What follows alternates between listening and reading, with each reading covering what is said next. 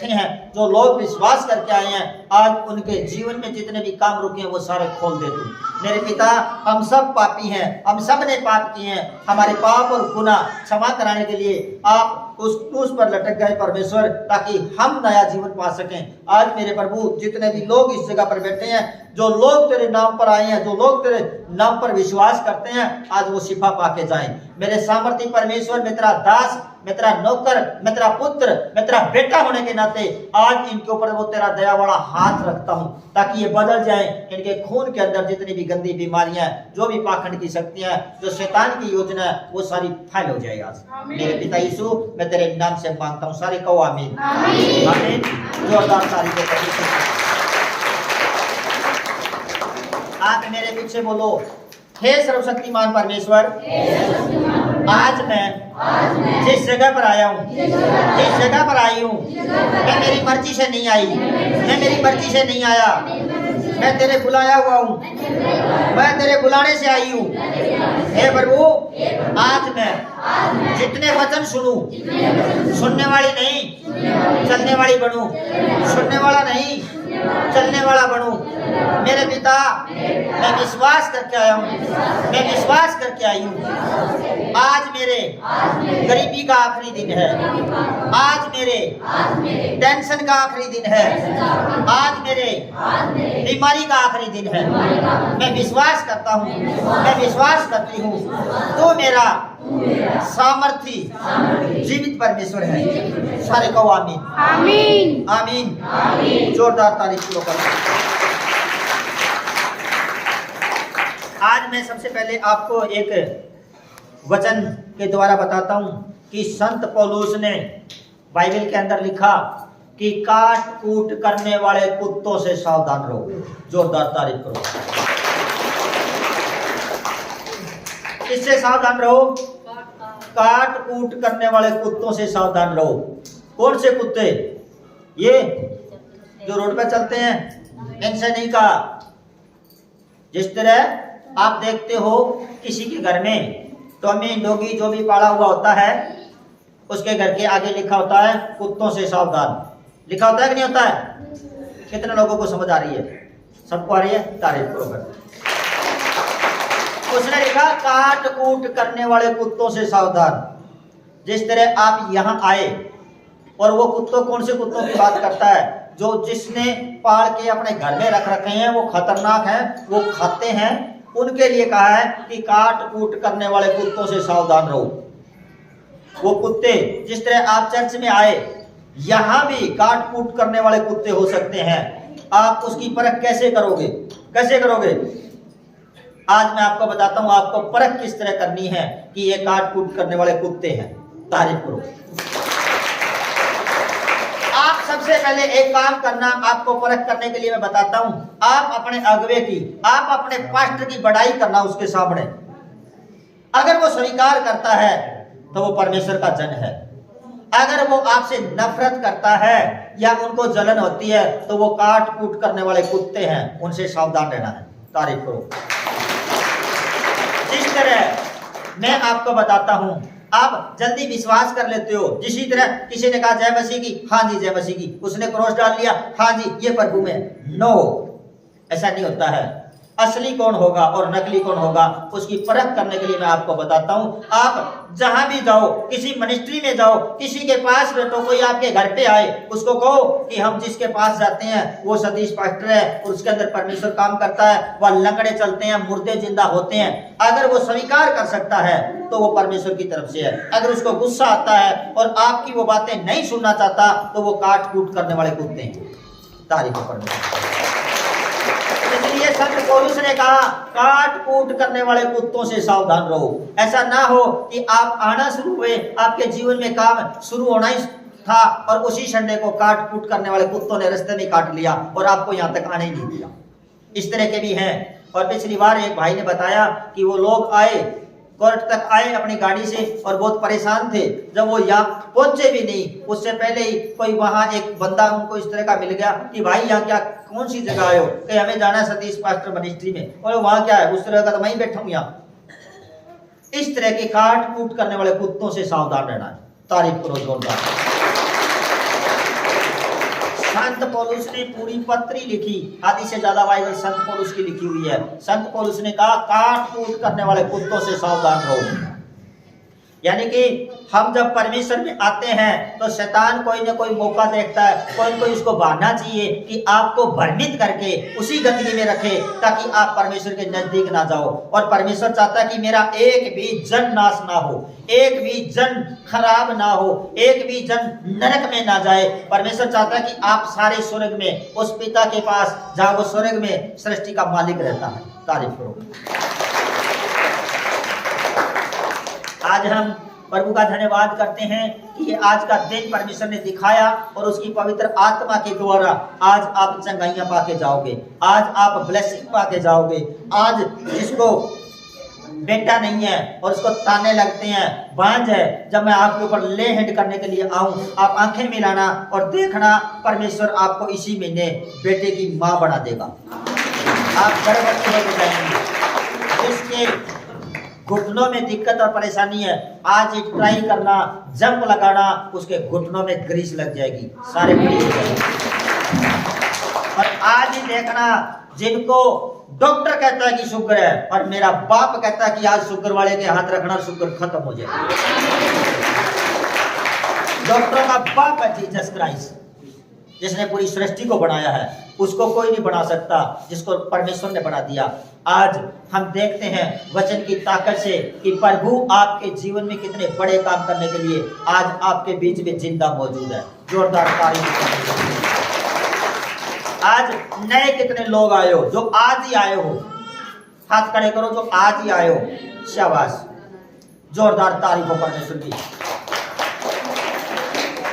तो आज मैं आपको बताता हूं जो लोग नए आए हैं, शायद ये देखते होंगे, जिसने मेरे को आज ही देखा वो कहते होंगे कि हम तो गए तो कभी बाबाओं के पास में गए, वो जाऊं के भूत सिद्धि वालों के, है ना, लेकिन यहाँ तो एक अलग ही चीज है ना। करने वाला परमेश्वर है, उसको न तो भगने की जरूरत है, ना लाल की जरूरत है, ना सफेद की जरूरत है। उसको चाहिए आपका दिल साफ होना चाहिए ताकि आप परमेश्वर के नजदीक जा सको। तारीफ हो। हम देखते हैं मरकुस की पोथी उसकी 6 उसकी 2 से, शब्द के दिन आराधनालय में उपदेश करने लगा और बहुत लोग सुनकर चकित हुए और कहने लगे इसको ये बातें कहां से आ गई और ये कौन सा ज्ञान है जो उसको दिया गया है और कैसे सामर्थ के काम इसके हाथों से प्रकट होते हैं। आज मैंने बताया कि आज प्रभु के हाथों से बड़े सामर्थ के काम प्रकट होंगे। यीशु मसीह शब्द के दिन, शब्द का दिन कौन सा होता है? शनिवार का दिन शब्द का दिन होता है। और आराधनालय में उपदेश करने लगा। जब हमारे प्रभु उपदेश कर रहे थे और वहां बहुत लोग सुनकर चकित हुए। आज भी जो लोग नए आए हैं वो भी सोचते होंगे कि किस तरह से ये वचन सुना रहा है ना। उस टाइम भी वो सारे चकित हुए, कहने लगे ये बातें कहां से आ गई और ये कौन सा ज्ञान है जो उसको दिया गया है, कैसे सामर्थ के काम इसके हाथों से प्रकट होते हैं। आज भी लोग बहुत से अचंबा करते हैं कि यार सतीश पास्टर के हाथों से ऐसे अचंबे के काम किस तरह होते हैं। करने वाला वो सामर्थी परमेश्वर है। आपको जो बाबूजी ने गवाही दी आप समझ नहीं पाए। एक दिन यही इसी जगह पर दिन में हम प्रार्थना करने के लिए बैठ गए, बाबूजी भी थे इसी जगह पर। जब मैं प्रार्थना में गया तो उसके टाइम जो ही परमेश्वर के साथ में संपर्क हुआ तो या तो एक मिट्टी रहती है, हमारा शरीर क्या है? मिट्टी है। इन्होंने मेरे को इस जगह पर कम से कम 1.5 घंटा तक बैठे बैठे ये थक गए थे। और जब मैं प्रभु से मिलने के लिए प्रार्थना में गया तो जो मेरा शरीर था उसी तरह का शरीर रह गया। और जब मैं दोबारा वापसी इस धरती पर परमेश्वर से मिल के आया तब इन्होंने देखा कि वाह क्या बात है। इस तरह भी प्रार्थना होती है, इस तरह भी कोई भक्ति होती है कि जिस तरह छोड़ दिया उसी तरह वो कंगाल है उसी तरह पड़ा रहेगा। ये हमारे जो हड्डियों का कंकाल है ये यही रहता है। जब हम आत्मा के द्वारा परमेश्वर के साथ में संपर्क करते हैं तब ये नहीं पता चलता कि हम धरती पर हैं, आसमान में, पाताल में, कहाँ हैं। इन्होंने 1.5 घंटे तक टाइम मिलाया। इन्होंने भी पूरा परख के देखा कि हो सकता है कोई फंड करता हो, कोई बकवास करता हो, 10 मिनट के लिए हो गया होगा, है ना। 1.5 घंटा टाइम थोड़ा नहीं होता। आप घुटने टेक के 5 मिनट ही बैठ के देखो आपका खून बंद हो जाएगा। और आज आप जितने भी लोग आए हो मैं आपके बीमारी का और जो ये टेंशन रहती है उसका मुंह बंद करता हूं। और जो आगे बढ़ते गए तो एक दिन ऐसा आया, और मैं धन्यवाद करता हूं इस तरह के इंसानों का, इस तरह के जो अपने जीवन में लागू करते हैं परमेश्वर को, जो अपना सब कुछ कहते हैं कि परमेश्वर बस अब नहीं, मैं हार गया, उसी की आज जीत होने वाली है। जब तक हम हार नहीं स्वीकार करते तो जीतने की आप कोशिश भी मत करना, नहीं जीत सकते। जब आप हारोगे तो परमेश्वर कहता है कि मैं आपकी जीत कराऊंगा। अगर परमेश्वर के सामने कोई आके कहता है हाँ जी मैं 3 बार आ गया जी, मैं 10 बार आ गया जी, तो क्या करें? परमेश्वर पर केस कर दें? बताओ, है कोई इस तरह का कोर्ट जो जाके कह देंगे प्रभु जी ये तेरे बेटे तो 4 बार आ लिए, इनके काम नहीं हुए? कोई वकील है इस तरह का जो इसका केस ले लेगा? है कोई? एक है, वो पवित्र आत्मा जो आपके बीच में रहता है, सबके तारीफ करो उसको तो। और वो केस अपना कब लेगा? जब आप कहोगे लो जी अब हम हार गए, हम नहीं कुछ भी कर सकते, फिर वो कहेगा ए मेरी बेटी आ मेरे पास, ए मेरे बेटे आ मेरे पास, तेरा केस मैं लेता हूं और आज ही तेरे को फ्री करता हूं। आपको पता हो कि अभी कौन सा युग चल रहा है? अब किसका राज है? मोदी का? सबको पता है ना, उसका कुछ नहीं लेना देना। मैं आपको आत्मा की बात कर रहा हूं, जोरदार तारीफ करो, मैं बताऊं। सबसे पहले यहोवा पिता थे, सृष्टि ने जिसने सृष्टि को बनाया उसका नाम यहोवा था। उस टाइम में राज था पिता का। उसके बाद में पुत्र आया, कौन? Jesus Christ. और जीसस क्राइस्ट जब यहां धरती पर सारे पाप और गुनाह ले लिए, उसके बाद आया नंबर पवित्र आत्मा का। बाइबल में लिखा कि पिता ने कहा यीशु ने कि मैं जाता हूं और आपके लिए एक सहायक भेजूंगा और उसका नाम होगा पवित्र आत्मा। तारीफ करो। पहले राज्य था पिता का, फिर आया पुत्र का, और आज है पवित्र आत्मा का। जो पवित्र रह के और पवित्र आत्मा को पुकारेंगे आज, उनके अंदर पवित्र आत्मा आज ही वास करेगा। और परमेश्वर ने कहा अब दोबारा राज्य पुत्र का आने वाला है, पुत्र इस सृष्टि पर आएगा और सबका न्याय चुकाने के लिए आएगा। जोरदार तारीफों पर तो पिता, पुत्र और पवित्र आत्मा। अभी पवित्र आत्मा का वास है, जिससे कि हम सारे चंगे हो जाते हैं, हम सारे आजाद हो जाते हैं, सारे बंधनों से हम छुटकारा पाते हैं। और सारे बंधनों से छुटकारा पाना, आज मैं एक आपको और बताता हूं। जो लोग प्रभु में आए हैं, जो लोग आज विश्वास से यहाँ बैठे हैं, उन सब के लिए मैं बताता हूं कि पवित्र आत्मा आज आपके जीवन में काम करेगा ही करेगा। सबसे पहले आपको मैंने पिछली वीक पर बताया कि जब तक आपका बर्तन खाली ना हो तो उसमें हम और कुछ नहीं डाल सकते। कौन से बर्तन की बात परमेश्वर करता है? कांच वाले या स्टील वाले की? नो, बिल्कुल नहीं। अब तो डेमो किस पे करके देखो, कोई चीज नहीं। आपको बताता हूं कि जब तक कोई भी गिलास है और उस गिलास के अंदर अगर पानी है तो उसमें और पानी नहीं डाल सकते, पहले उसको खाली करना पड़ेगा। आपके दिमाग में तो वही गंदगियां चल रही है। आप आ तो चर्च में गए परमेश्वर के वचन सुनने के लिए, और यहां से निकलते गए ओहो काली बिल्ली आ गई, आगे काम नहीं बनना, नहीं बनेगा, क्योंकि आपने अपने आप को खाली नहीं किया। तो जगह कहां है आपके अंदर? आगे ही गए, ओहो क्या टाइम हो गया, पौना टाइम हो गया, अभी मकान की नींव रखेंगे, नहीं तो हमारा काम नहीं बढ़ेगा। जैसी सोच आप करोगे उसी तरह का काम परमेश्वर ने कहा मैंने तेरी सारी ताकत तेरी जबान में दी है, जिस तरह से आप बोलोगे मैं उसी तरह करूंगा, क्योंकि परमेश्वर ने कहा मांगो तो। जोरदार तारीफ हो। आप सारे चाहते हो कि हम करोड़पति हों, सारे चाहते हो कि हम बीमार ना हो, सारे चाहते हो कि हम टेंशन में ना हो, सारी मेरी बहन चाहती है कि मैं भी माँ बनूं, सारे चाहते हो। लेकिन कहाँ दिक्कत आती है, कहाँ परेशानी आती है? आपकी जबान में और आपके दिमाग में। जब तक आप अपने आप को खाली नहीं करोगे और परमेश्वर के सामने अपने आप को सरेंडर नहीं करते, तब तक आप चाहे चर्च में 1,00,000 बार आओ, 1,000 बार आओ, कुछ नहीं पा सकते। आज पवित्र आत्मा के द्वारा मैं आपको डांटता हूं कि जब तक आप एक एक सांस परमेश्वर को ना सौंपोगे तो वो आपके रक्षा करने वाला नहीं है। क्योंकि परमेश्वर कहता है कि मैं ना सोता हूं, ना ऊँगता हूं, ना मरता हूं, क्योंकि वो जीवित परमेश्वर है। और जीवित परमेश्वर को आपसे कुछ नहीं चाहिए। आपकी जबान से वो चाहता है कि मेरा धन्यवाद हो, क्योंकि मैंने इनके लिए सब कुछ बना दिया। कितने लोग सुबह उठ के परमेश्वर का धन्यवाद करते हो? सारे करते हो। हाथ वही खड़े करना जो प्रभु का धन्यवाद करते हैं। नहीं तो बाबूजी ने आपको बताया, वो गवाही बीच में रहेगी, जोरदार तारीफ करो। मैंने जब बाइबल के अंदर से इनको दिखाया कि परमेश्वर कहता है कि अपनी कमाई का 10वां भवन में देना जरूरी है अगर हमें तरक्की करनी है। तो सरकार भी कहती है ना कि अगर 1 लाख कमाया तो 2000 रुपए टैक्स देना पड़ेगा, है ना। 100 रुपए जो भी टैक्स देते हो ना, अगर उसकी चोरी जिस दिन पकड़ी जाए उस दिन कितना हर्जाना मिलता है? कहीं ज्यादा। इसी तरह जितने दिन तक आप परमेश्वर का 10वांश खाते हो आप आगे नहीं बढ़ सकते, और जितने दिन 10वांश खाया और जिस दिन उसकी हजूरी आ गई और उसने कान पकड़ लिया तो देख लो 100 गुना दंड भरना पड़ेगा। इससे अच्छा है कि 10 गुना भरते। तारीफ करो।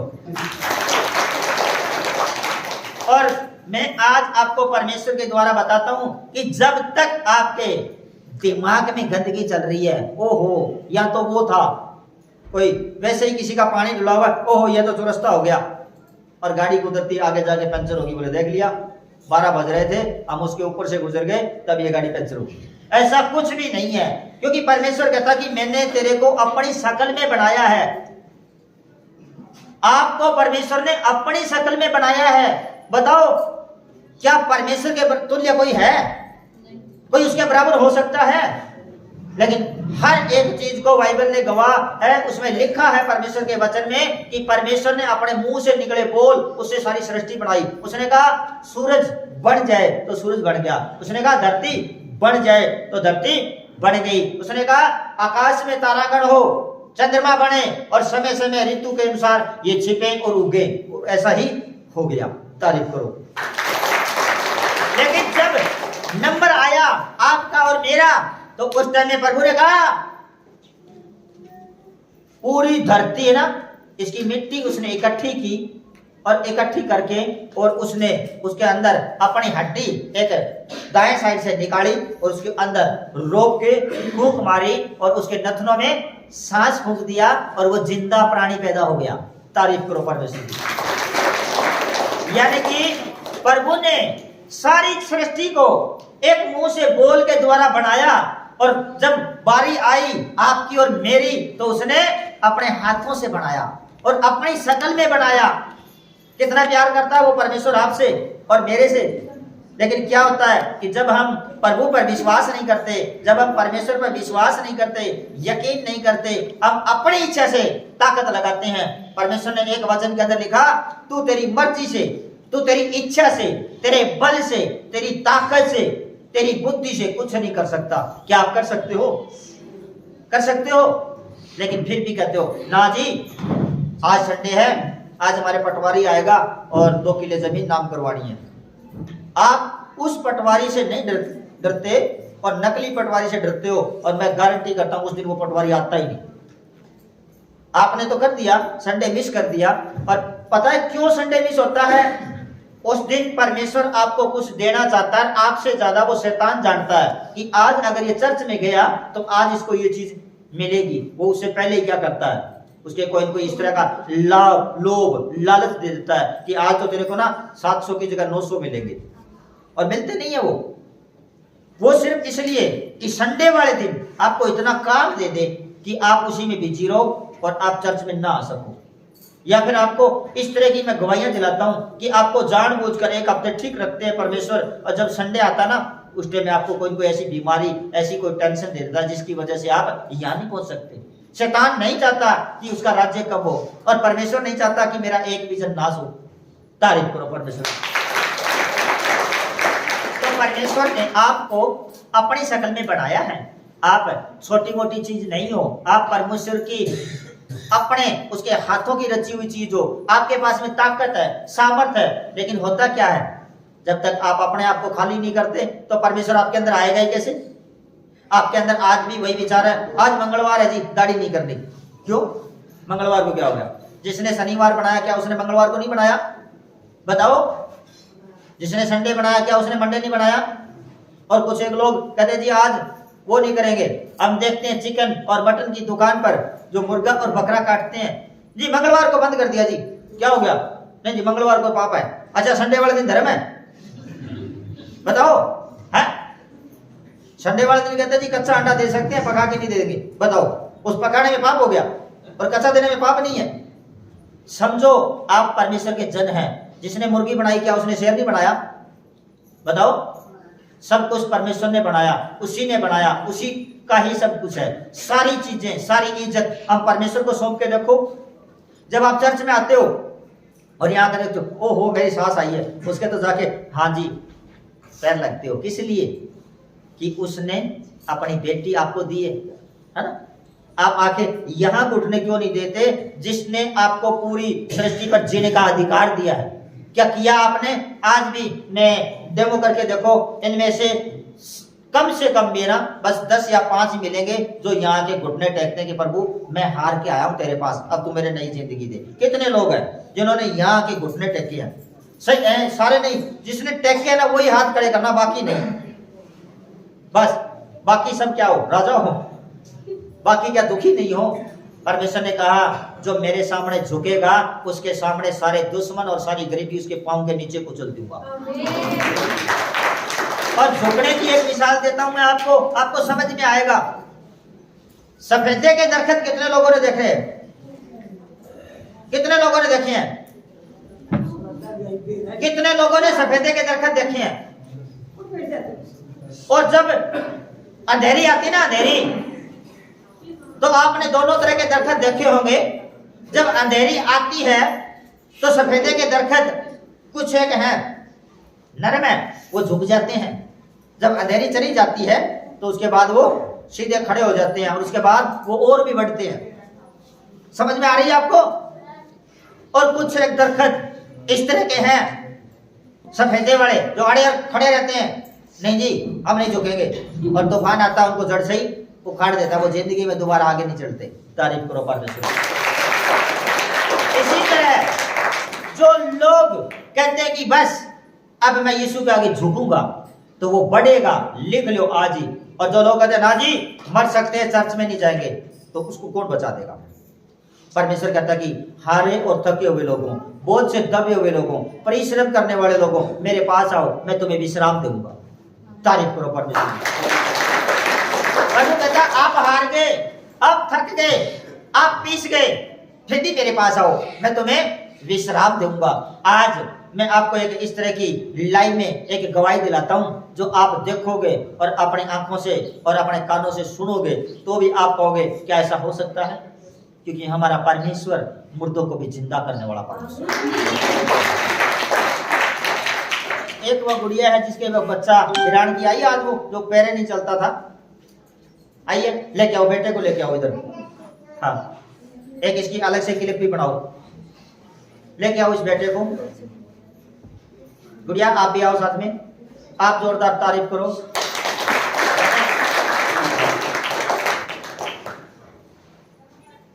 लेके आओ, आ जाएगा। अच्छा ठीक है। ये आप देख रहे हो गुड़िया कौन से गांव से आप? सुन पा रहे हो? बैरान गांव से है। जिस दिन आप मेरे से मिले थे उसके बाद क्या आप दोबारा मिले मेरे को? एक ही बार मिले थे। आपके घर पे गया था मैं, क्या प्रॉब्लम थी इस बच्चे को? सुन पा रहे हो? ये पैरों से चलता नहीं था, और जिस दिन मैं इनके घर पे गया प्रेयर करने के लिए तो ये मेरे से मिली, और आज दूसरी बार मिली आपके सबके सामने लाइव है। ये जोरदार तारीफ करो। ये पैरों से नहीं चलता था, कितने साल का हो गया ये? 1.5 साल का हो गया। सुन पा रहे हो? 1.5 साल का हो गया, पैरों से नहीं चलता था। और उसके बाद मैंने आपके घर पे कहा था कि ये कितने दिन में चलने लगेगा? 7 संडे। सुन पा रहे हो? 7 संडे, उससे पहले ये चलने लगेगा। कितने दिन संडे बाद ये चलने लग गया? 7 संडे के बाद चलने लग गया। अच्छा आप इसको एक बार नीचे उतारो और चला के देखो इसको। हो सकता है कि लोग ये भी कह दें कि ये पैरों पे चलता है या नहीं। हाँ लाइव भी दिखाओ, थोड़ा आप आगे चलो, उसके आगे आगे चलो, ये आपके पीछे आएगा। चलो, देख रहे हो आप? तारीफ करो जोरदार। ये अपने पैरों पे चल रहा है।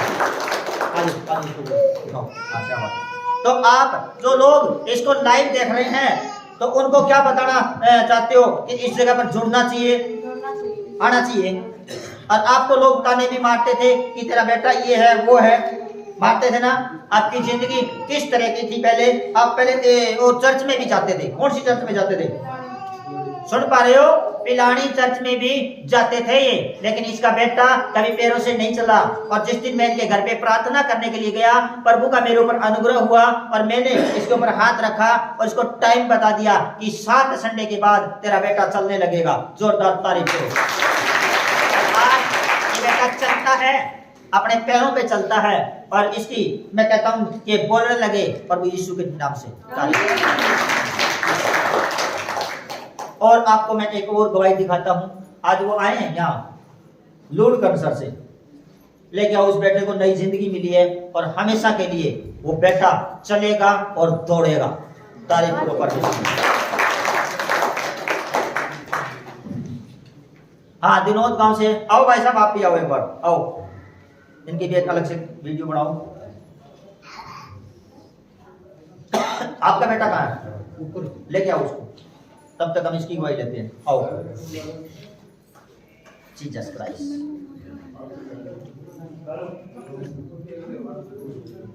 लेके आओ उसको। इस बेटे को आपने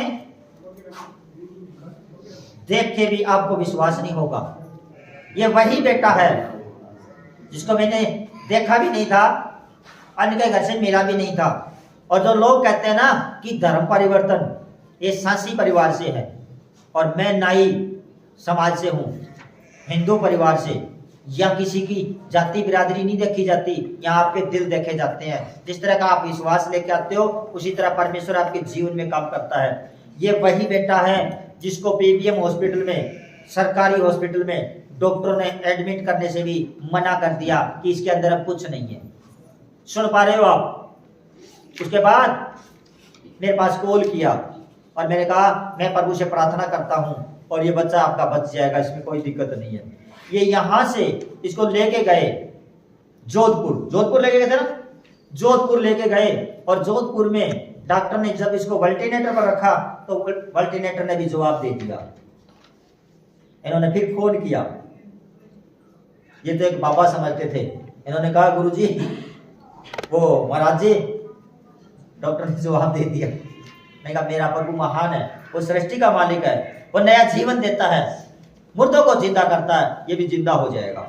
और मैंने उसी टाइम प्रेयर रूम में, आज आप मिलोगे तो दिखाऊंगा, उसी बेड के ऊपर मैंने घुटने टेक दिए, उपवास रखा, पूरे दिन प्रार्थना में रहा। मैंने कहा जाओ 20 मिनट के बाद प्रभु इसे जिंदा कर देगा। और 20 मिनट के बाद मेरे पास फोन आया कि वेंटिलेटर पर डॉक्टर ने कह दिया कि ये जिंदा हो गया है और ये आजाद हो जाएगा।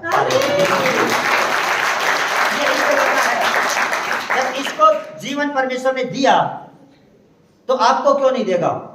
और दूसरी बात मैं एक और बताता हूं आपको। आज जिस तरह रोशन बाबू जी ने बताया, उसी तरह की गलती इन्होंने भी की। इन्होंने भी, प्रभु इनको क्षमा करे, इनको लगा कि पास्टर के कहने से कुछ नहीं होता, पास्टर तो वैसे ही कह देता होगा, है ना। और फिर इन्होंने यहाँ जाना पसंद नहीं किया। और मैंने कहा प्रभु अब तो तू सब कुछ कर सकता है, तू जीवन दे भी सकता है और जीवन ले भी सकता है। ये दोबारा हो गया, बीबी मैंने फिर नहीं पकड़ा, बढ़ दिया जोधपुर, है ना। और फिर मैंने कहा प्रभु ये अज्ञानी है, नादान है, ये नहीं जानते कि तेरी पावर कितनी है और हमारी कितनी है। हम तो इस लायक भी नहीं कि तेरे सामने आके खड़े हो सके, हम तो पापी हैं। उसी दिन परमेश्वर ने इसको दोबारा जन्म दिया और मैं इनके घर पे परसों या पहले दिन गया था ना, प्रार्थना करके आया और आज ये बेटा आपके सामने इस वक्त राजा। आओ इस साइड आओ। तो आप क्या चाहते हो, जो लोग और इस वीडियो को देखते हैं उनको क्या बताते हो? इस जगह पर आना चाहिए, जुड़ना चाहिए, ताकि और भी लोग जो लाइव देख रहे हैं, हजारों लोग, उनको भी ये विश्वास हो क्या जितनी मैंने बातें बताई ये सही है। जोरदार तारीफ करो। तो आज के बाद प्रभु से प्रार्थना करेंगे कि इसके ऊपर उसका अनुग्रह हो और इसकी लातों में भी बल आए और ये अपने से चलने लगे। जोरदार तारीफ।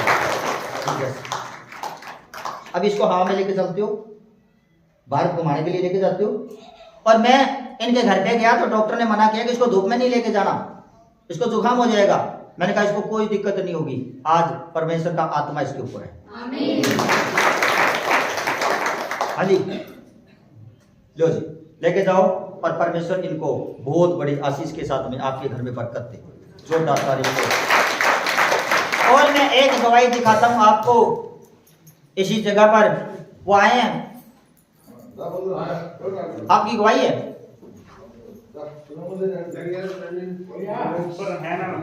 उनको बुला के लेके आओ, दिनोद गांव से। हाँ आओ जी आओ, सिर्फ गवाही है, वही आगे आए। आओ इस जगह पर आओ, शाबाश। हाँ जी बहन जी, यहाँ सब बहन और भाई हैं इस भवन के अंदर तक। इसके बाहर जाने के बाद में आपके रिश्ते नाते हैं। आपका फेस दिखाओ, लोग लाइव देख रहे हैं। आपके परिवार में वीडियो जाएगी, आपके गांव में जाएगी, ये पूरे विश्व में जाएगी। हमें अमेरिका से भी देखते हैं, यूक्रेन से भी देखते हैं, पाकिस्तान से भी देखते हैं, इंडिया के सारे देखते हैं। ये लाइव वीडियो चल रही है, इसमें आपको वो चीज बतानी है जिसने आपके जीवन में परमेश्वर ने जितना काम किया उतना बताना है। और आज मैं आपके ऊपर वो परमेश्वर का दया वाला हाथ रखता हूं कि आज के बाद आप और भी बदल जाओ। जोरदार तारीफ। हाँ जी, आप कौन से गांव से हो? कैमरामैन, कौन से गांव से हो? दिनोद गांव से हो। यहाँ कितनी बार आ लिया? सुन पा रहे हो? ये तीसरी बार आए हैं। तो आप इस जगह पर आए तो इस बेटे के क्या प्रॉब्लम थी? नलकी लग रही थी जी, कुछ खा नहीं सकता था। ऑपरेशन कितने करा दिए? सुन पा रहे हो? 3 ऑपरेशन करा दिए। नलकी लगी हुई थी, खाना खा नहीं सकता था। अगर गलती से भी इसने अगर थोड़ा सा भी खा लिया तो इसको उल्टी आ जाती थी। और यहाँ भी नलकी के अंदर भी मवाद आ रही थी, कान में भी मवाद आती थी इसके। जिस दिन ये यहाँ आए तो कितने साल से ये बीमार चल रहा है? 7 साल से। सुन पा रहे हो? 7 साल से ये बीमारी में था। और यहाँ आने के बाद कितने दिन में ठीक हो गया? ये 4 हफ्ते 4 संडे हो गए। ठीक कितने संडे में हो गया था? ये दूसरे संडे में। तारीफ करो, जोरदार दूसरे संडे में ठीक हो गया। कितने रुपए आपने इसके ऊपर लगा दिए? 70 लाख रुपए। सुन पा रहे हो? 70 लाख रुपए। 70,000 नहीं, 70 लाख रुपए। अगर 70 लाख के सिक्के अगर बनाए जाएं तो ये और मैं दोनों भी कम पड़ेंगे। 70 लाख थोड़े नहीं होते, 1 करोड़ होता है।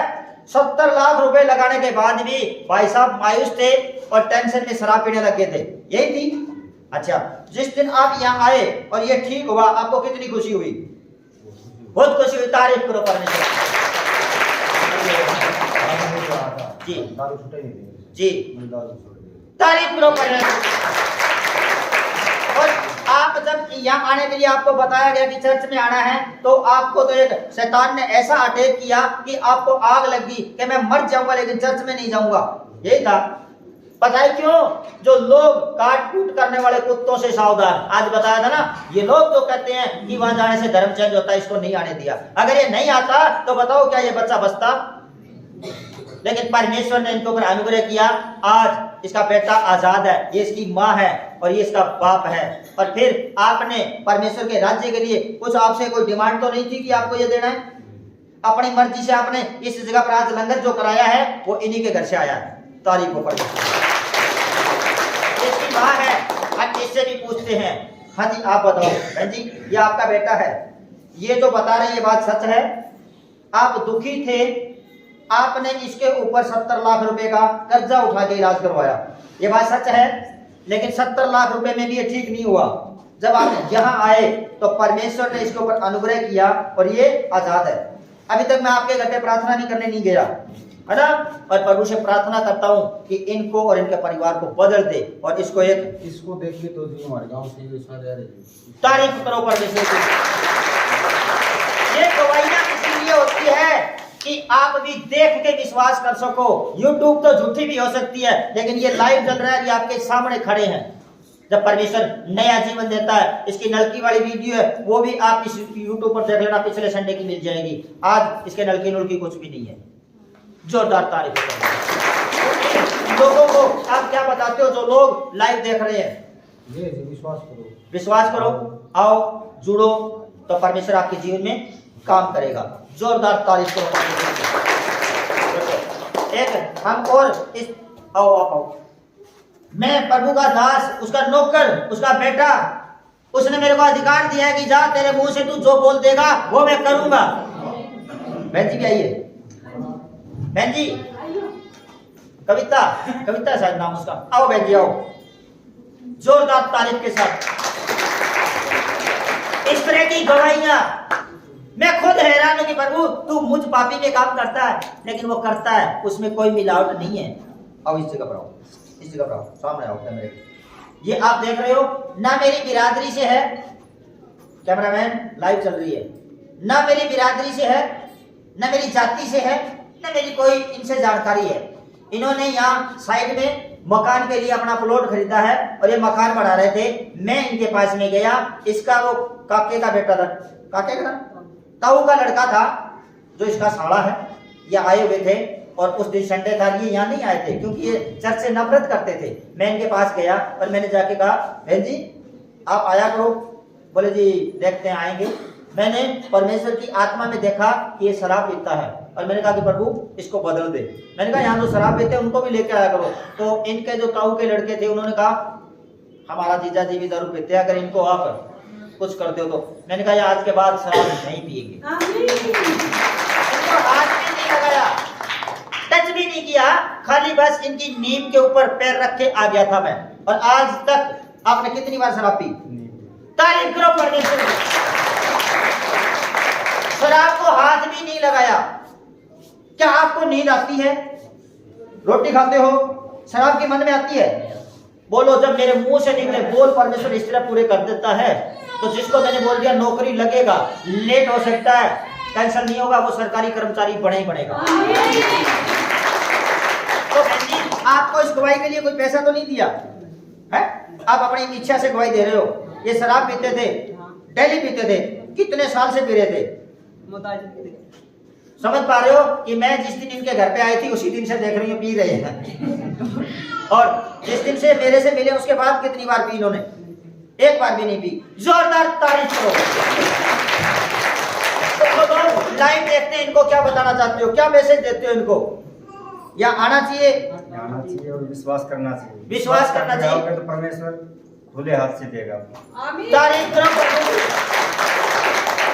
पहली बार आज गवाही दे रहा है और ये नहीं जानता कि यीशु मसीह कौन है, लेकिन ये इतना जानता है कि प्रभु मेरे द्वारा बड़े काम करता है।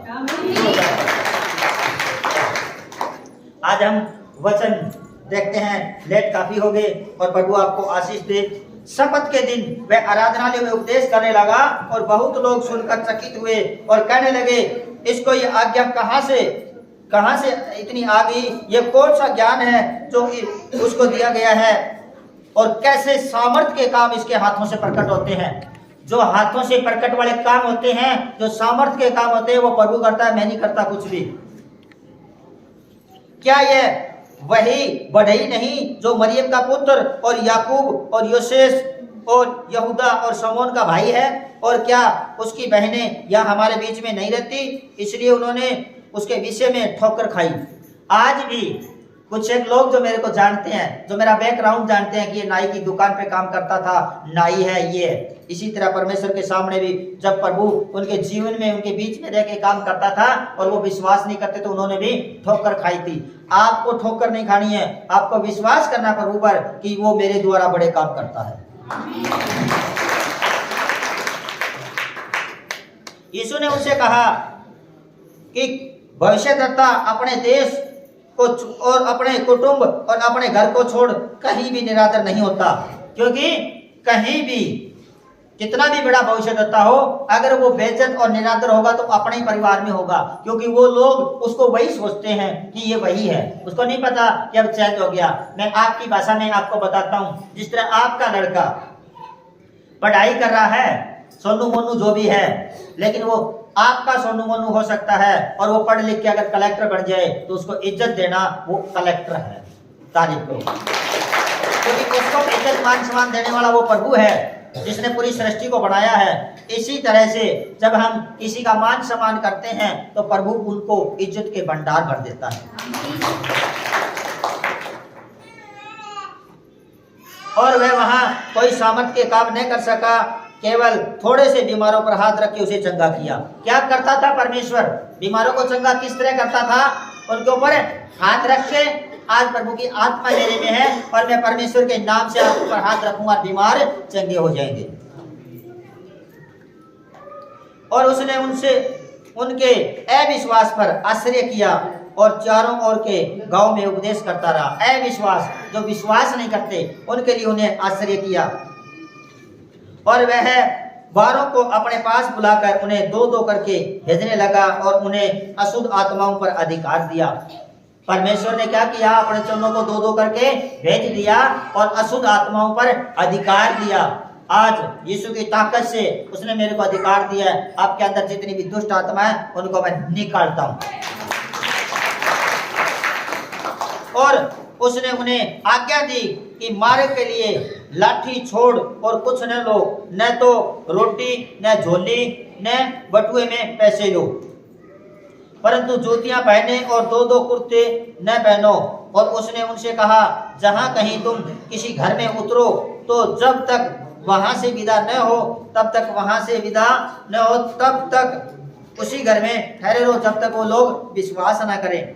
जिस स्थान के लोग तुम्हें ग्रहण न करें और तुम्हारी न सुने, वहां से चलते ही अपने गांव के तलवों की धूल झाड़ डालो, उनके ऊपर गवाही हो।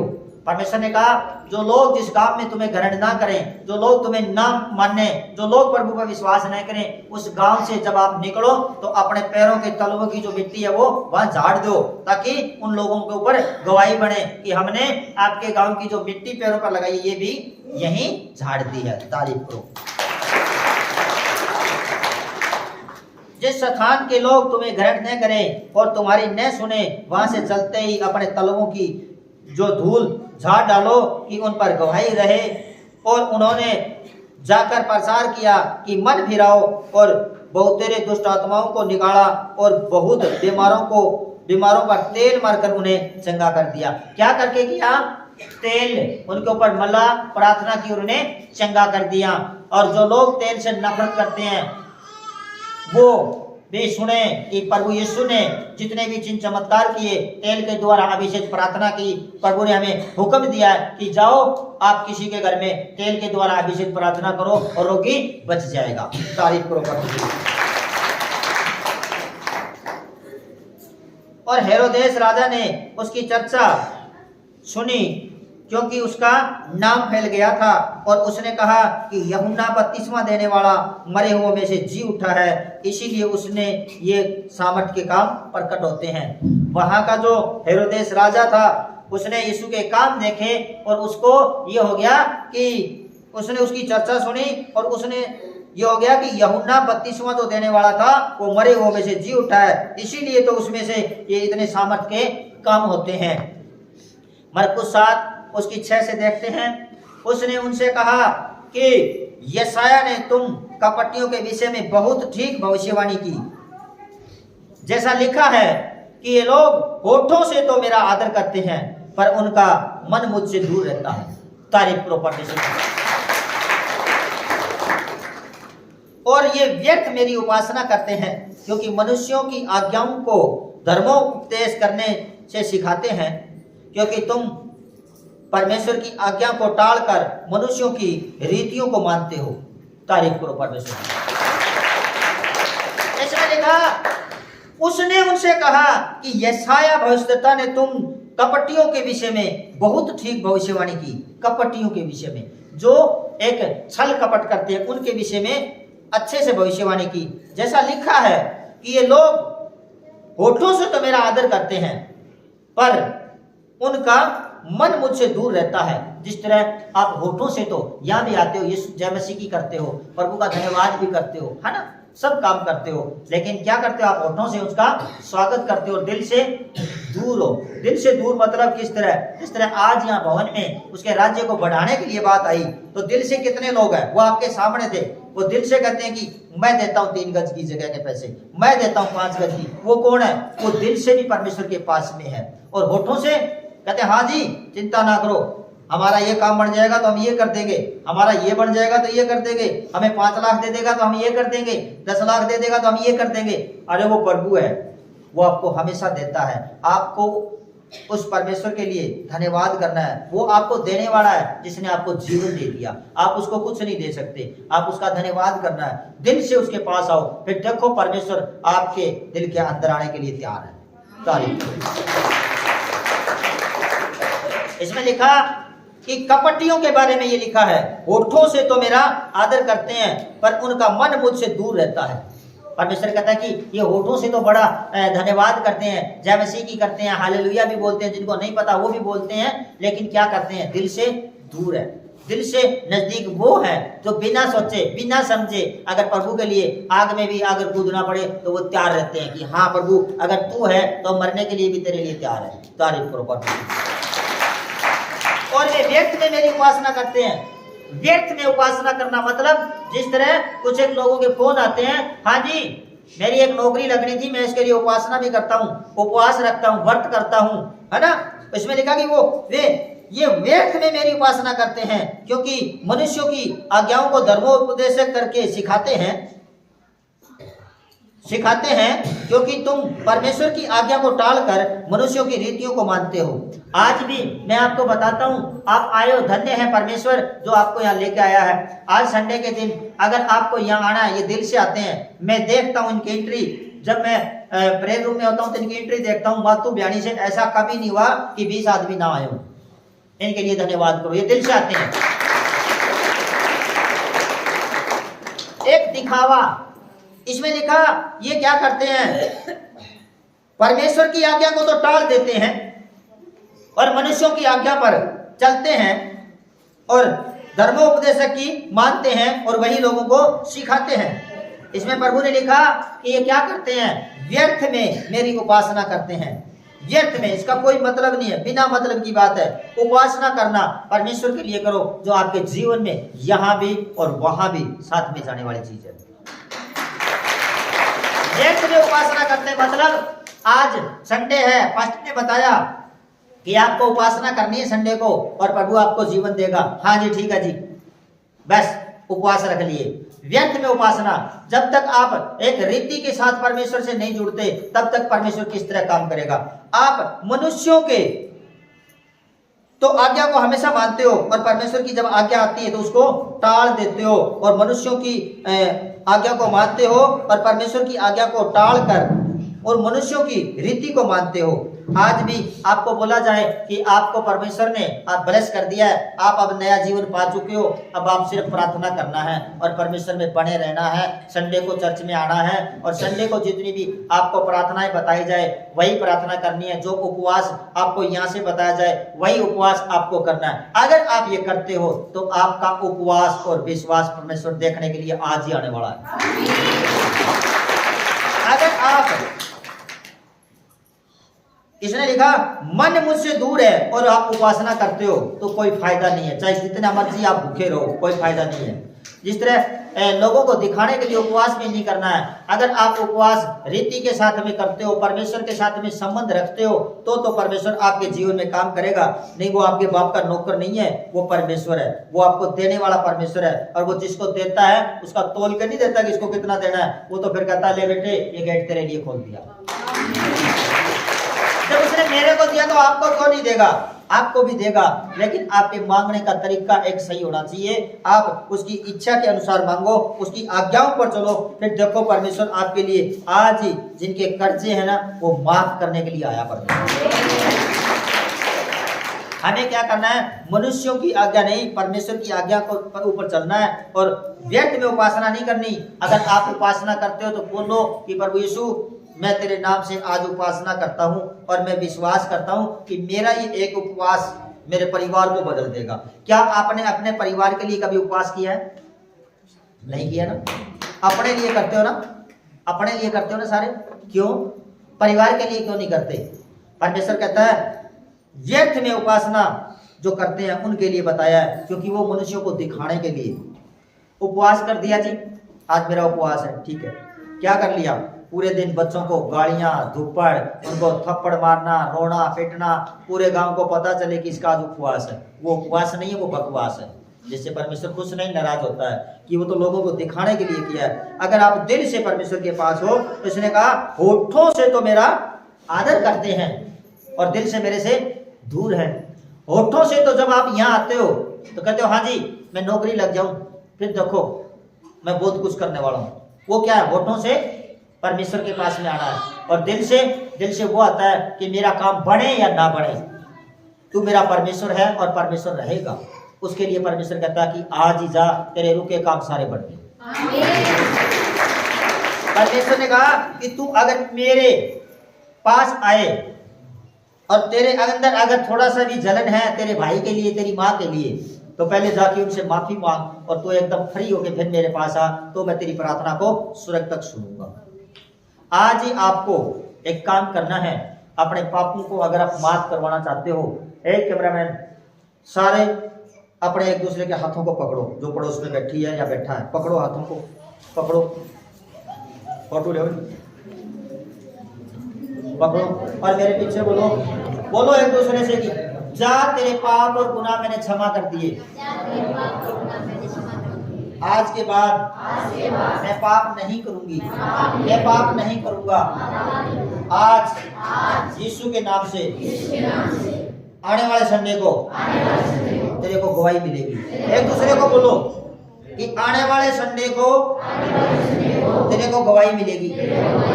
यीशु उसकी आत्मा आज ही तेरे परिवार को बदल देगी। सारे को आमीन आमीन, जोरदार तारीफ करो।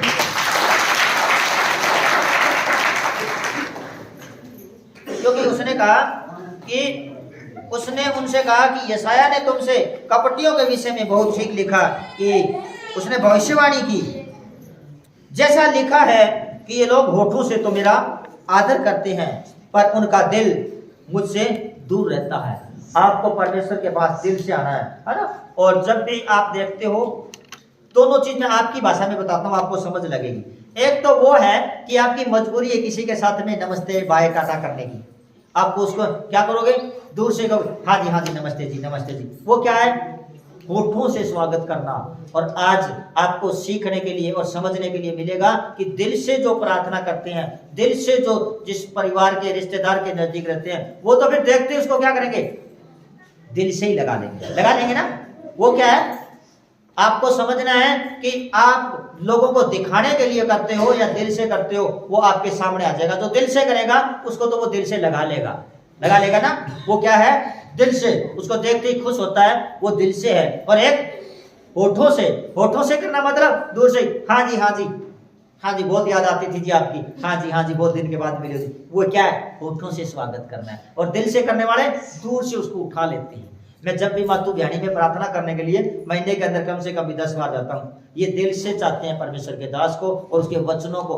मैं 3 गली क्रॉस करता हूँ तब भी ये छोड़ने को नहीं करते। ये कहते कि नहीं 2 मिनट और रुको। ये क्या करते हैं? दिल से। और जितने भी मातू बयानी से आते हैं, लिख लें 6 महीने से पहले इन जितने लोग आते हैं, इनके और इनके परिवार में जितने काम रुके हैं, परमेश्वर ने कहा इनको बोल देना, सारे फ्री कर देगा। होठों से नहीं, दिल से। और आज भी आप बुक देख लेना, उसके अंदर जब परमेश्वर के भवन की बात आई तो यहाँ सब करोड़पति बैठे हैं, है ना। उसमें भी मातू बयानी फर्स्ट है, सबसे पहले उसी का नाम है। या फिर हमारे शिवानी में बाबू जी हैं, तारीफ करो परमेश्वर की। हमें क्या करना है? हमें होठों से नहीं, दिल से परमेश्वर के पास जाना है। और दिल से वो कहता है, जिस तरह हम कणक बीजते हैं, गेहूं बीजते हैं, सरसों बीजते हैं, आप कितना बीजते हो?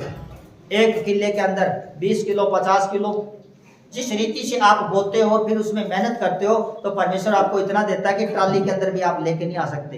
देता है कि नहीं देता है? क्या करते हो? पहले बोते हो या पहले काटते हो? पहले बोते हैं। और यहाँ किसी को अगर बोला जाए कि हाँ तू परमेश्वर के लिए तू लंगर में शामिल होना, जी पहले ही मेरा कोई काम हो जाए उसके बाद कर दी।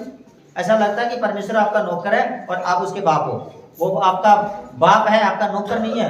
जब आप अपनी एक खेती के अंदर पहले बोते हो और उसके अंदर धीरज भी रखते हो और उसके बाद आप क्या करते हो? काटते हो। और आपको परमेश्वर इतना देता है कि आपके घर में रखने के लिए जगह भी नहीं होती। तारीफ को पढ़ना।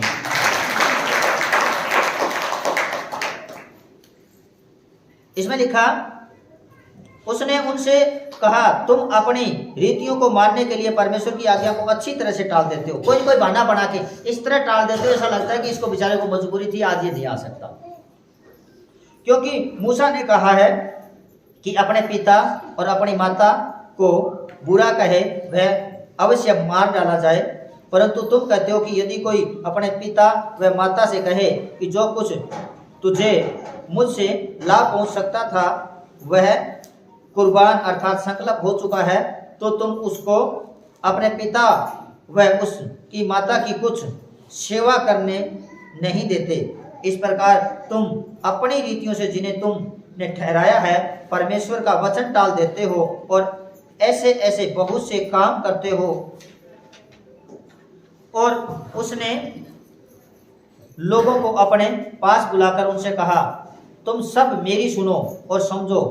ऐसी तो कोई वस्तु नहीं जो मनुष्य में बाहर से समाकर अशुद्ध करे, परंतु जो वस्तुएं मनुष्य के भीतर से निकलती है वे ही उसे अशुद्ध करती है। तारीफ करो परमेश्वर की। शुद्ध और अशुद्ध वस्तु जो हम बोलते हैं भी ये शुद्ध है ये अशुद्ध है। जिस तरह आप अगर चर्च के अंदर चप्पल पहन के आगे तो अशुद्ध हो गए और चप्पल बाहर निकाल के आगे तो शुद्ध हो गए, या फिर आपने हलवा खाया तो वो शुद्ध है और अगर आपने रोटी सब्जी खाई तो वो अशुद्ध है। ऐसा नहीं है। परमेश्वर ने एक पीतल का लोटा मंगवाया, क्योंकि यूहन्ना के जो चेले थे वो जब कहीं भी जाते थे पानी पेशाब करने के लिए तो भी लोटे को 3 बार साफ करके मांजते थे और फिर बड़े लोगों को दिखाने के लिए शुद्ध बन के रहते थे। तो परमेश्वर ने क्या किया कि एक पीतल का लोटा लिया और पीतल के लोटे को उनके पास लाके कहा कि लोग ऊपर से पीतल के लोटे को नींबू लगा के अगर साफ कर दिया जाए तो वो चमाचम हो जाता है। हो जाता है कि नहीं हो जाता? तो उन्होंने क्या किया, उसको मांझ के दिखाया। तो उन्होंने ये भी बताया कि ये जो पीतल का लोटा है इसको बाहर से मांझने से ये सुंदर दिख सकता है, लेकिन इसके अंदर क्या है? इसके जिसने ऊपर का भाग बनाया क्या उसने अंदर का भाग नहीं बनाया? बताओ, बनाया ना? तो परमेश्वर ने कहा कि दोनों तरफ से एक जैसा होना जरूरी है। ऐसा न हो कि दिखावे के लिए नए कपड़े पहन के आओ, दान भी दे के जाओ और परमेश्वर का धन्यवाद भी करके जाओ और अंदर से अशुद्ध हो। परमेश्वर ने कहा कोई भी वस्तु अशुद्ध नहीं होती। अंदर जितनी भी चीजें आप खाते पीते हो वो सारी शुद्ध है। अशुद्ध तो ये तब होती है जब हमारे अंदर से बाहर निकलती है। आप जो भी खाते हो क्या अशुद्ध वस्तु खा सकते हो? आप बताओ, खा सकते हो? नहीं ना। अशुद्ध वस्तु सुबह ये सड़ने के बाद जब संडास के द्वारा बाहर निकलती है तब वो अशुद्ध होती है। जितनी भी चीजें हम खाते हैं सारी शुद्ध होती है, कोई भी चीज अशुद्ध नहीं होती। इसी तरह से जो हमारे अंदर से निकलती चीजें हैं वो सारी अशुद्ध होती है। ज्यों ही हम यहाँ बैठे हैं परमेश्वर के वचन सुनते हैं, आपके अंदर जाते हैं ना, ये सारे शुद्ध हैं। अशुद्ध कब होते हैं? जब आपके अंदर शैतान जाता है और वो आपको भ्रमित करता है मन के द्वारा, और वो बाहर जब निकलती है, जब आप चुगली चट्टा करते हो, वो सारे अशुद्ध हैं। तारीफ करो। यानी कि हमें शुद्ध और अशुद्ध पर विश्वास नहीं करना है, हमें शुद्ध रहना है जिससे कि परमेश्वर आपके जीवन के अंदर आ सके। आज ही आपको अपने आप से खाली करना है और मैंने बताया काट कूट करने वाले कुत्तों से सावधान रहना है। आज ही ट्राई करके देखनी है। आज ही आप यहाँ से जाना और जाने के बाद कहना कि आज बहुत से लंगड़े चले थे, आज बहुत से लोगों को रोजगार मिल गया, आज बहुत से लोगों को बेबी मिल गए, आज बहुत से लोगों को चंगाइयाँ मिली और हमारे जो चर्च के पास्टर हैं वो हमारे खास हैं। अगर वो इस बात को सहन कर सकते हैं तो वो प्रभु की तरफ से हैं। अगर उनको आग लगती है तो वो काट कूट करने वाले कुत्ते हैं। तारीफ करो परमेश्वर। क्योंकि दूसरे दिन जब वे बैतनिया से निकले तो उसको भूख लगी। परमेश्वर ने क्या किया? मरकुस 11:12 में लिखा कि दूसरे दिन जब वह बैतनिया गांव से निकले तो उसको भूख लगी और वह दूर से अंजीर का एक हरा पेड़ देखकर निकट गया कि क्या जाने उसमें कुछ पाए, पर पत्तों को छोड़ कुछ न पाया क्योंकि फल का समय न था। इस पर उसने उससे कहा, अब से तेरा कोई फल नहीं खाए। और उसके चेले सुन रहे थे। परमेश्वर ने क्या किया? एक जगह पर गया, ये बैतनिया गांव है, निकले तो उसको भूख लगी, प्रभु को भूख लगी और वह दूर से एक अंजीर का दरख्त हरा पेड़ देखकर उसके निकट गया कि क्या जाने उसमें कुछ फल पाए। पत्तों को छोड़ उसमें कुछ न पाया, क्योंकि फल का समय न था। इस पर उसने उससे कहा, अब से कोई तेरा फल कभी न खाए। और उसके चेले भी ये बात सुन रहे थे। जिस तरह, और आगे बताता हूँ आपको। फिर वे यरूशलेम में आए और यह मंदिर में गया, और वहां जो लेन देन कर रहे थे उन्हें पाकर निकालने लगा, और शरीफों के पीछे और कबूतर को बेचने वाले भी चौकियां उलट दी। यानी कि परमेश्वर ने एक मिसाल दी, एक समझाने के लिए बताया कि एक अंजीर का दरख्त था, उसके पास यीशु जी गए और जाने के बाद देखा कि शायद इसमें कुछ फल मिले। जिस तरह प्रभु आपके पास भी आ सकता है, क्योंकि आप हालेलुया जय मसीह की परमेश्वर का धन्यवाद रोज करते हो, वो भी आपको सोच के है कि ये इतना रोज करता है, शायद इसमें कुछ फल पाए। अगर उसमें फल न मिले तो परमेश्वर ने क्या कहा कि आज के बाद तेरा फल कोई भी ना खाए। बाइबल में लिखा कि कुछ अगले दिन जब परमेश्वर ने यह कहा कि आज के बाद तेरा कोई फल ना खाए, जब वो गया परमेश्वर दूसरे दिन, तब उसके चेले भी साथ में गए। उन्होंने जाके देखा कि वो पेड़ खत्म हो चुका था, वो बिल्कुल भी सूख गया था। और परमेश्वर ने कहा जिस पेड़ के फल नहीं लगते ना, उसको काट के आग में झोंक दिया जाता है, वो किसी काम का नहीं रहता। क्यों? क्योंकि उसके अंदर फल नहीं थे। तो आज प्रभु भी आपकी परीक्षा लेने के लिए आपके पास आए कि आप 4 दिन से 10 दिन से लगातार प्रभु में आ रहे हो, 10 संडे से आ रहे हो, वो भी आपको आके देखे कि हर रोज आते हैं, देखते हैं इनके अंदर कितना फल है। और अगर आप के अंदर फल नहीं मिला तो वो आपको भी सुखा देगा, क्योंकि वो परमेश्वर है। तारीफ करो उसकी। फिर वे यरूशलेम में आए और वह मंदिर में गया, और वहां जो लेन देन कर रहे थे उन्हें बाहर निकालने लगा, और शरीफों के पीढ़े और कबूतरों के बेचने वालों को चौकियां उलट दी। क्या किया? वो मंदिर को अपना व्यापार का अड्डा बना के रखा था, वहां कबूतर बेचते थे। और मंदिर में से होकर किसी को बर्तन लेकर आने जाने न दिया, और उपदेश करके उनसे कहा, क्या यह नहीं लिखा कि मेरा घर सब जातियों के लिए प्रार्थना का घर कहलाएगा? पर तुमने इसे डाकुओं की खो बना दी। प्रभु को गुस्सा आया कि ये जो मेरा घर है, ये पवित्र आत्मा का मंदिर है, इसे व्यापार का अड्डा नहीं बनाना। आपने कभी देखा कि यहाँ आने के बाद हम किसी कंपनी का प्रचार करते हैं? कभी नहीं करेंगे। क्यों? क्योंकि परमेश्वर ने कहा मेरे घर को एक पवित्र आत्मा का मंदिर है, इसको अपने व्यापार का अड्डा नहीं बनाना। बहुत से लोग मेरे पास कॉल करते हैं, आपके पास 500 आदमी आते हैं जी, हमने फैक्ट्री लगाई है जी, एक बार आप उनके सामने बोल देना तो हमारी फैक्ट्री चल जाएगी। नहीं होता ऐसा, क्योंकि प्रभु को इस बात में गुस्सा आता है। परमेश्वर ने कहा मेरे घर को प्रार्थना का घर कहलाएगा, इसके अंदर आपको व्यापार का अड्डा नहीं बनाना है। हमें परमेश्वर का मंदिर है, और परमेश्वर कहता है कि मेरे मंदिर में सारी जाति के लोग आएंगे और जाएंगे। तारीफ करो परमेश्वर की।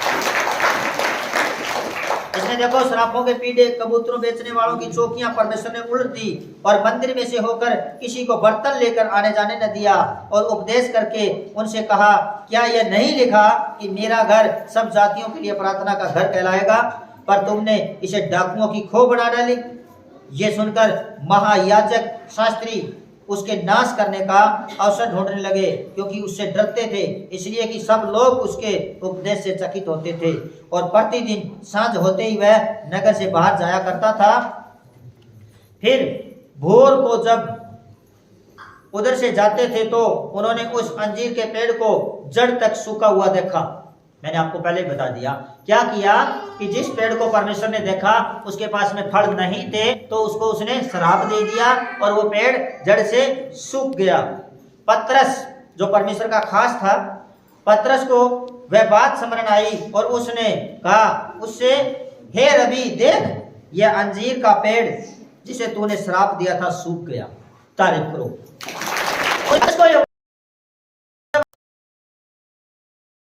पेड़ के पास जब आप गए अंजीर खाने के लिए और इसमें कोई फल न पाके आपने कहा था कि आज के बाद तेरा कोई फल न खाए, तो ये पेड़ सूख गया है। उसको ये याद आया, जिस पेड़ को आपने श्राप दिया था वो सूख गया है। यीशु ने उसको उत्तर दिया कि परमेश्वर पर विश्वास रखो। मैं तुमसे सच सच कहता हूं कि जो कोई इस पहाड़ से कहे कि तू उखड़ जा और समुद्र में जा पड़ और अपने मन में संदेह न करे वरन प्रतिज्ञा कर ले कि जो कहता हूं वह हो जाएगा, तो उसके लिए वही होगा। तारीफ करो। आज मैं आपको बताता हूं, जब प्रभु यीशु ने वो चमत्कार करके दिखाए, जिससे कि चलो ने कहा कि प्रभु जिस पेड़ के लिए आपने कहा था कि आज के बाद तेरा कोई फल न खाए, वो पेड़ सूख गया जिस पेड़ को आपने श्राप दिया था। फिर प्रभु ने क्या कहा? प्रभु ने कहा कि अगर कोई विश्वास करे, मैं तुमसे सच सच कहता हूं कि जो कोई इस पहाड़ से कहे कि तू उखड़ जा और समुद्र में जा पड़ और अपने मन में संदेह न करे वरन प्रतिज्ञा कर ले कि जो मैं कहता हूं वह हो जाएगा, उसके लिए वही हो जाएगा। तारीफ करो। आज मैं आपको भी कहता हूं कि अगर आप विश्वास से बोल के जाओगे कि मेरे जितना भी कर्जे वाला पहाड़ था वो आज हट चुका है, मेरे जितने साल मर्जी शादी को हो गए और मेरे ऊपर ये बांझपन वाला पहाड़ है, अगर आप प्रतिज्ञा करते हो और विश्वास करते हो कि आज मेरे लिए हो गया, तो अगले ही संडे मिठाई का डब्बा लेके आओ। अगर आप कहते हो कि मेरे पास जॉब नहीं है और आज मेरा ये पहाड़ हट गया है और मैंने परमेश्वर पर विश्वास कर लिया है, तो देखो 2 महीने से पहले उसके भी यहाँ कॉल लेटर आने वाला है। अगर आप आज विश्वास करके आए हो कि मेरे घर में गरीबी दी जा रही है, आज विश्वास करना कि इस वचन के द्वारा जिस तरह अंजीर के दरख्त को श्राप मिला और वो जड़ गया, आज इसी तरह आपकी गंदगी, बीमारियां, टेंशन, कर्जे सारे खत्म हो गए। परमेश्वर ने कहा प्रतिज्ञा कर ले, मन में विश्वास कर ले, संदेह ना करे। संदेह नहीं करना कि मेरा होगा या नहीं होगा। उसने कहा संदेह नहीं करे वरन प्रतिज्ञा कर ले, जो मैं कहता हूं वह हो जाएगा, तो उसके लिए वही होगा। इसलिए मैं तुमसे कहता हूं कि जो कुछ तुम प्रार्थना करके मांगो तो प्रतिज्ञा कर लो कि तुम्हें मिल गया, तो आज ही आपको मिल चुका है और तुम्हारे लिए हो जाएगा। और जब कभी तुम खड़े हुए प्रार्थना करते हो, तो यदि तुम्हारे मन में किसी की ओर से कुछ विरोध हो तो क्षमा करो, इसलिए कि तुम्हारा स्वर्गीय पिता भी तुम्हारे अपराध क्षमा कर दे। तारीफ करो परमेश्वर। और यदि तुम क्षमा न करो तो तुम्हारा पिता भी जो स्वर्ग में है तुम्हारा अपराध कभी क्षमा न करेगा। अब आप पर डिपेंड करता है कि आप अपने पापों को और अपने कर्जों को अगर माफ कराना चाहते हो, जो आपके मांगते हैं आप उनके माफ कर देना। आप अगर 10 मांगते हैं तो आपके 1000 माफ हो जाएंगे। आपके अगर 1 पाप है तो आपके 10 पाप माफ हो जाएंगे। वो आप पर डिपेंड करता है कि आप अपने पापों को माफ कराना चाहते हो या रखना चाहते हो। आप आज ही खड़े होकर प्रार्थना करना, इसमें लिखा। और जब भी आप प्रार्थना करते हो तो यदि तुम्हारे मन में किसी की ओर से कपट, छल है या कोई ऐसी टेंशन है, तो उसे फ्री करके और परमेश्वर के आगे क्षमा करो कि प्रभु मैं आज मेरे अपराधियों को क्षमा करता हूं, तो आपके भी अपराध परमेश्वर कहता है कि मैं क्षमा कर दूंगा। आपके भी आज सारे पाप और गुनाह परमेश्वर ने माफ कर दिया, क्योंकि वो प्रभु है। और परमेश्वर कहता है कि जब तक आप अपने आप को जीरो ना करो तब तक वो आपके अंदर नहीं आ सकता। जिस तरह मैंने आपको बताया कि जिस बर्तन के अंदर पहले से ही कोई पानी है, दूध है, लस्सी है, अगर वो पूरा पहले खाली उसको ना करोगे तब तक आपके अंदर परमेश्वर काम नहीं कर सकता। आप इधर तो आते हो, चर्च में आते हो, चंगाइयां पाने के लिए विश्वास के साथ में आते हो, लेकिन बाहर जाते ही बीड़ियां फूंकते हो। कैसे आएगा परमेश्वर आपके अंदर? आएगा?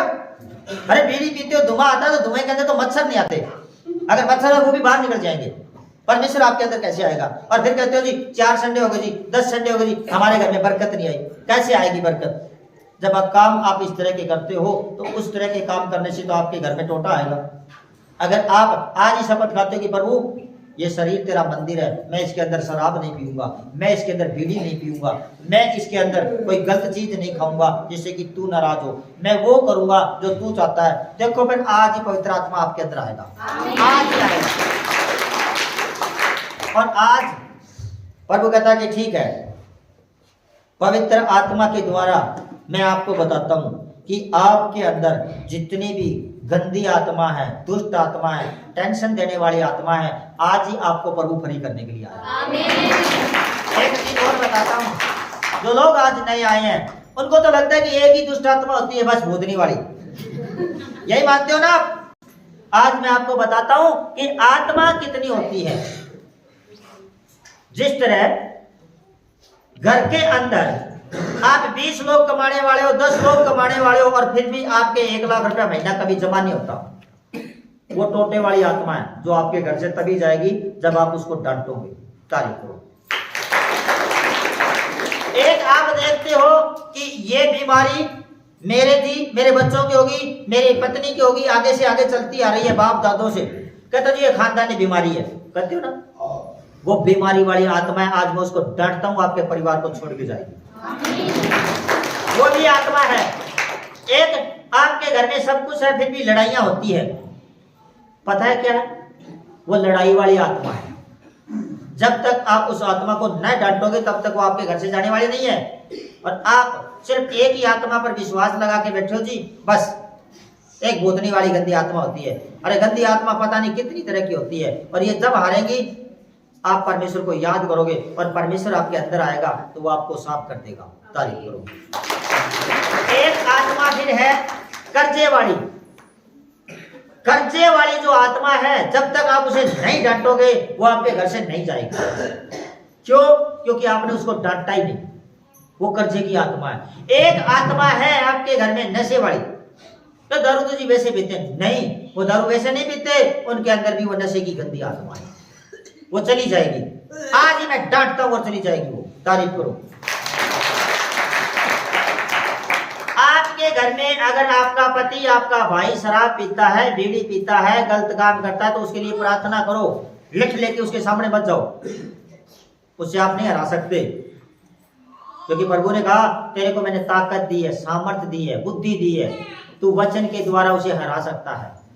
आप उसके लिए प्रार्थना करो कि हे प्रभु, मैं मेरे बेटे के लिए प्रार्थना करती हूँ, मैं मेरे बेटे के लिए प्रार्थना करता हूँ कि ये गलत संगति ना करे, शराब ना पिए, है ना, गलत लाइफ ना चले। तो परमेश्वर आपकी प्रार्थना को सुनेगा और आपका परिवार बदल देगा।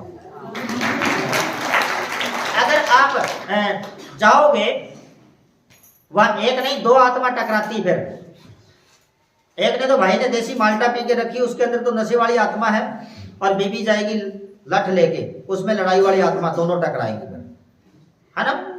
और फिर तीसरी आत्मा आएगी कर्जे वाली, क्योंकि वो सारे काम करने के बाद थाने में जाओगे, फिर वो कर्जे वाली आत्मा भी आ जाएगी। इस तरह से करते करते धीरे धीरे आपके घर में बहुत सारे नुकसान होना शुरू हो जाते हैं। इससे अच्छा है कि एक आत्मा को हराने के लिए आप परमेश्वर का सहारा ले, प्रार्थना करें कि प्रभु इसको तू ठीक कर सकता है, इसके अंदर जो गंदी आत्मा नशे की है ये आज ही इसके शरीर को छोड़ के जाए।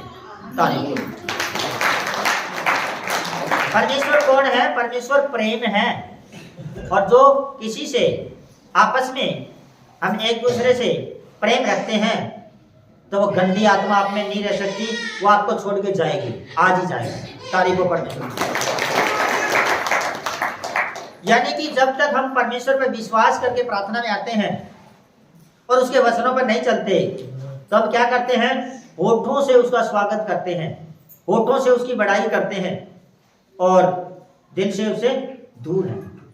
क्योंकि आज मैं बोने के लिए बताता हूं कि परमेश्वर के वचन में लिखा कि एक मंदिर में सारे लोग दान दे रहे थे, सब वहां करोड़पति भी थे, गरीब भी थे, और उसी जगह पर यीशु मसीह बैठे थे।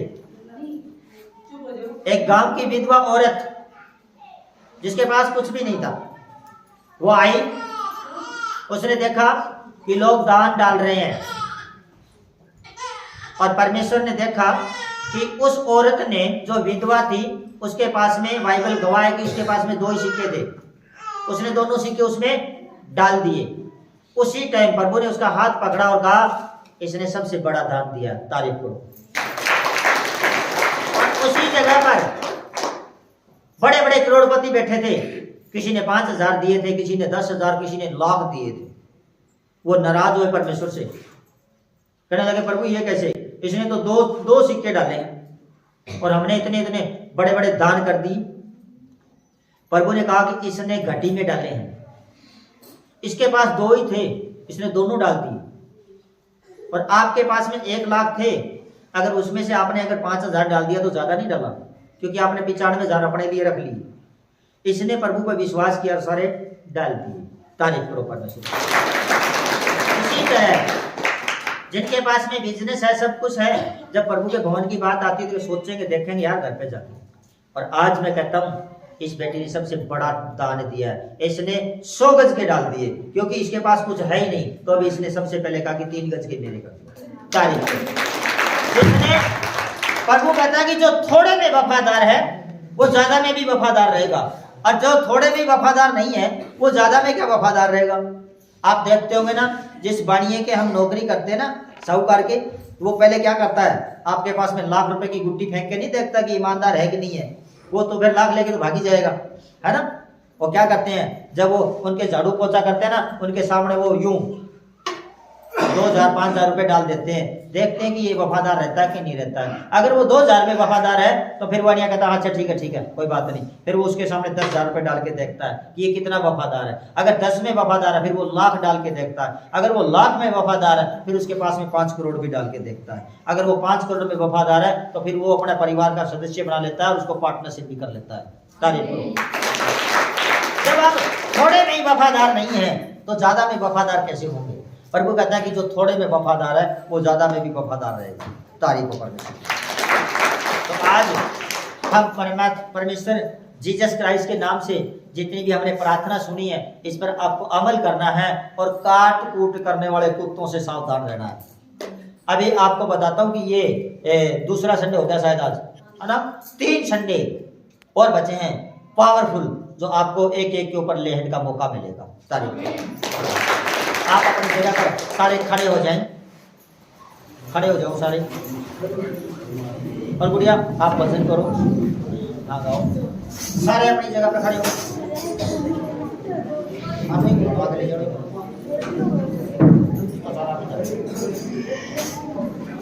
आगे ना लगे,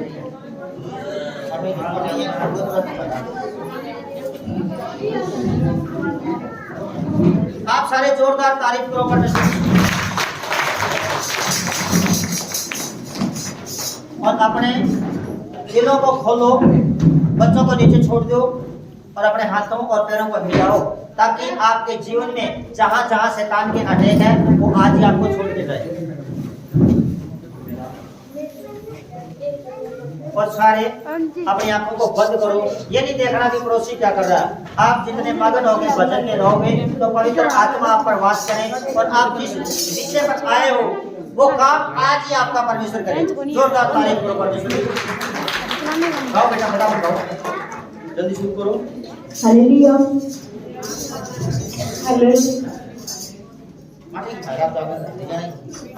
लाइव बंद कर दे, जैसे वीडियो बना लो। गाओ गाओ भजन गाओ।